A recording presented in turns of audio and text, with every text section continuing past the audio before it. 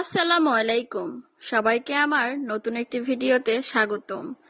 আজ আমি আপনাদের সাথে শেয়ার করব কিভাবে ঘরোয়া পদ্ধতিতে বিরিয়ানি রান্না করতে হয়। তো গতকাল আমার ছেলের বায়না ছিল এটা, তাই ঝটপট বানিয়ে ফেলেছিলাম ঘরে থাকা উপকরণ দিয়ে এই মজার বিরিয়ানি।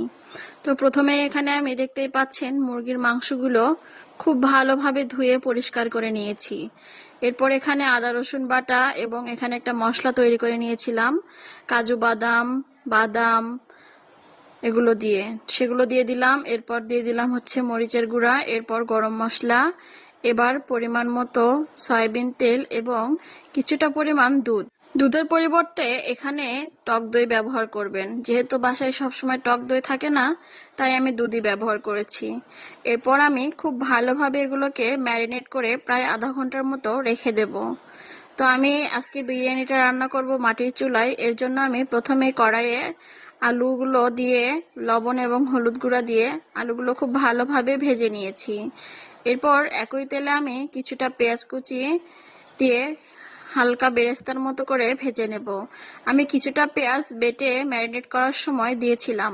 তো দেখতেই পাচ্ছেন পেঁয়াজটা খুব ভালোভাবে ভাজা হয়ে গেছে। এরপর ম্যারিনেট করে মাংসগুলো আমি তেলের মধ্যে দিয়ে দিলাম। এরপর আমি এখানে কষিয়ে কষিয়ে রান্না করব। আমার মনে হয় এখানে এক্সট্রা পানি দেওয়ার কোনো ব্যাপার নেই, যেটা আমি করি না। আর দেখেন রান্না করতে করতেই অনেকটা পানি বের হয়ে গেছে। এরপর আমি ভেজে রাখা আলুগুলো দিয়ে দিলাম, যাতে করে আলুগুলো খুব ভালোভাবে সেদ্ধ হয়। এরপর আমি একদম মিডিয়াম আঁচে খুব সুন্দর করে রান্না করে নেব।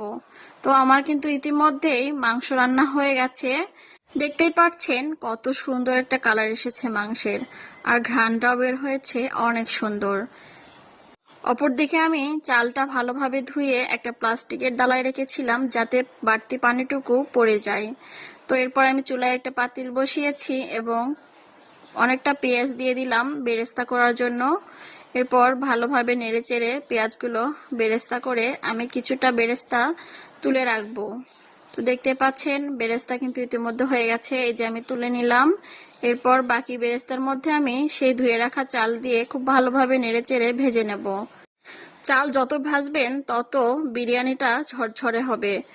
কিছু কিছু মানুষ বিরিয়ানি রান্না করে আমি দেখেছি একদম ল্যাটকার মতো হয়ে যায়, ওটা আমার কাছে খেতে একদমই ভালো লাগে না। বিরিয়ানি যত ঝরঝরে হবে তত খেতে ভালো লাগবে। তো এরপর আমি পরিমাণ মতো লবণ এবং সামান্য একটু আদা রসুন বাটা দিয়ে দিলাম। এরপর এখানে গরম মশলা দিয়ে দিলাম। এরপর খুব ভালোভাবে নেড়ে চেড়ে এটাকে ভেজে নেব। দেখতেই পাচ্ছেন ভাজতে ভাজতে কিন্তু আমার চালটা অনেকটা ঝরঝরে হয়ে গেছে। এরপর এখানে আমি পরিমাণ মতো গরম পানি ব্যবহার করলাম।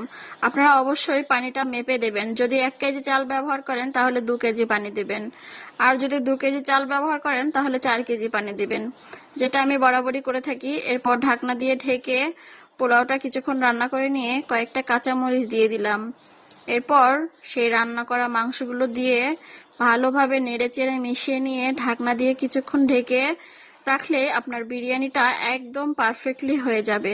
দেখতেই পাচ্ছেন আমি মাংসগুলো দিয়ে খুব ভালোভাবে মিশিয়ে নিচ্ছি। আর এদিকে আমার ছেলে তো মহা খুশি, সে হচ্ছে খেলাধুলা শুরু করে দিয়েছে। তো এই যে আমার বিরিয়ানিটা কিন্তু রান্না হয়ে গেছে, এটা আমি এখন ভেতরে নিয়ে যাব, এর জন্য হচ্ছে রাইস কুকারে তুলেছি। তো এই ছিল চিকেন বিরিয়ানি রেসিপি। কেমন হয়েছে অবশ্যই জানাবেন।